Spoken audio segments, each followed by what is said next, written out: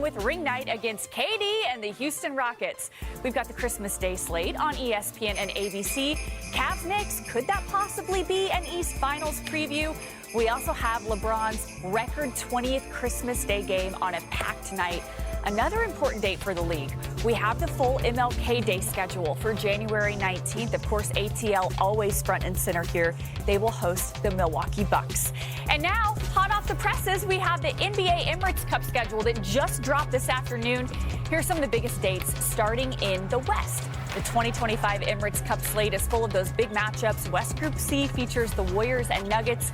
Steph leads the Warriors to play Denver to play Jokic on November 7th. How about West Group A? They're headlined by the reigning champs, the Thunder, and the team they beat in the Western Conference Finals, the Timberwolves. Those teams are going to meet on November 26th. West Group B has the latest chapter of Luka Doncic against the Mavericks. Last time Luka faced off against his former team, of course, he dropped 45 points in what was a very emotional night. Those teams will play on November 28th. Hi, everybody. I'm Vanessa Richardson. I am in for Malika Andrews. We've got Shanae Ogumake. We've got Mark Spears with me to sift through all of this information. Let's start with the big game that everyone can now circle on their calendar, Mavs at Lakers. Now you add the NBA Cup, all of that drama into the mix. Shanae, what are you watching for that first matchup? I'm watching two things. First things first, Cooper Flag, what do we say about him? He's built different. He's built up. I want to see him go up against LeBron and Luka. We know that will bring out the best in the young rookie. But also, if you're going to try to go micro a little bit, the weakness of the Los Angeles Lakers, they addressed by getting DeAndre Ayton. I want to see the front court as well. But as we look at Cooper Flag, we know it's going to be showtime. I mean, this has all the tentacles. You have the competitive firepower. You have the inside-outside game. You have him just trying to exert his dominance as a rookie against LeBron. Like, we're going to get those moments that we're going to play on highlights here on this show for years to come. But then also that front court, that's what I'm looking at. Like Gafford, Lively, AD. They're going to be wanting to punish the Lakers, especially knowing that the Lakers, that's the area, that's where Luka made, he helped make them, and now it's like you flip-flop, you roll reverse. So I think on both sides of the ball, whether it is the guards, the posts, the wings, the forwards, like there's so many cool storylines. So you ready for the video? Ooh. What's the movie? I'm going to still call it Staples. I'm never going to change it. You have to. The video you can't get with the times. The return to Anthony Davis, his return playing against the Lakers for the first time. I'm curious to what the Lakers fans feel about him, feel about his legacy in the Lakers uniform. I mean, he averaged 25 points and 11 rebounds and 2 blocks a game for his 5.5 season career. Is it worthy, because he's going to be in the Hall of Fame, I have a feeling. Is it worthy of putting that jersey in the rafters? Jamal Wilkes, he's in there. He played a couple more seasons, 8 seasons. But Anthony Davis won a championship, won an NBA Cup. I don't know if Lakers fans care about that. They like the championship more. But oh, do they? Did he do enough to get his name in the rafters? I don't know. I'll have to think on that. Speaking of LeBron and AD, guys, there's always drama on the gram, you know. There's always drama on Instagram. Did you see this yesterday? They both posted the exact same images, LeBron and AD, to their Instagram accounts. Quote, becoming the best version of yourself sometimes comes with a lot of goodbyes, end quote. We have no idea if there's a deeper meaning here. But Mark, what do you think of this post? And I feel like we have to pull out the Brian Windhorst. Why is that? The same quote on the same day. I don't understand the AD part of it, but in terms of LeBron part, the tea leaves are there. It's the end of the road. Should we get Boys and Men playing or something like that? We've come. Oh, don't do that. We're not trying. Oh, you talking to her or to me? Both of y'all. He said that we're gonna miss him when he's gone, using Drake, right, or Jay-Z, and then now he's golfing.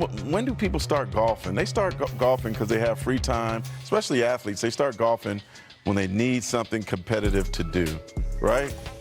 Golfing is the thing you can do until like, age. Why is he starting to golf now? Maybe he just has a new hobby, Mark. That's a hobby that OGs take when they don't have to work no more. OG athletes take.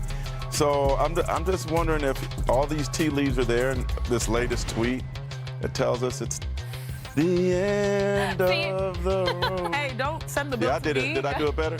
No.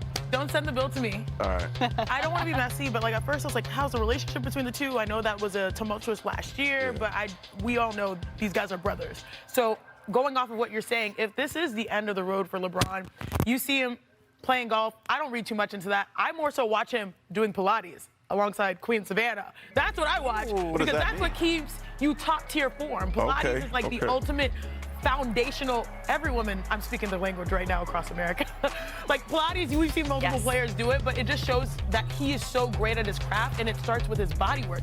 I mean, if LeBron wanted to play probably 2-3 more years, he absolutely can if he made that choice. If he wanted to play golf during the free time, he absolutely can. I'm not trying to say 1 and 2 are connected. Could play more. But if this is, we do know that LeBron James does do subliminals. And so if this is the beginning, you know, we better soak everything up. Yeah. I love the videos of LeBron and Steph and how hard they're still working out at this age, too. I mean, guys that are OGs, guys that are veterans that could just coast, but they're putting, like you said, Pilates, so much into it. All right, let's continue to talk about the Cup. The east side of the Emirates Cup, Group B, has one of the oldest rivalries in NBA history. You've got the Celtics and the 76ers. They've met in the playoffs more times than any team in league history. They face off, let's get spooky, on Halloween. Speaking of playoff matchups, Group A sees the Cavs looking for revenge against the Pacers, who, of course, knocked them out in 2025. That meeting happens on November 21st in Indy. And Group C has the Knicks, who have very high hopes heading into the season, taking on the Bucks at Madison Square Garden. That's going to be on November 28th. Giannis and company will look to run it back after winning the Cup last season. So that first Sixers-Celtics game is going to be interesting. Last year, we saw a total of 15 games. Just 15 with Embiid, Paul George, and Maxey on the floor together. Shanae, are the Sixers the biggest wild card in the East? Absolutely. If health is on their side, we're saying, like we always do, and sometimes it makes us feel the biggest if in the NBA. What's the saying? If ifs were fifths, we'd all be what? Drunk. Drunk. If Embiid's healthy, this is a team, this is a guy that's an MVP. This is a guy that can pace, you know, the NBA at the top 3 or 5 in scoring. This is a guy that can also win DPOY. They also have Paul George, who's a certified 20-plus bucket, whom we need to see consistently as well. They have Tyrese Maxey, who has been dubbed the franchise by Joel Embiid. And people sleep on Jared McCain, out to injury early in the season. He's someone that was definitely in that Rookie of the Year conversation.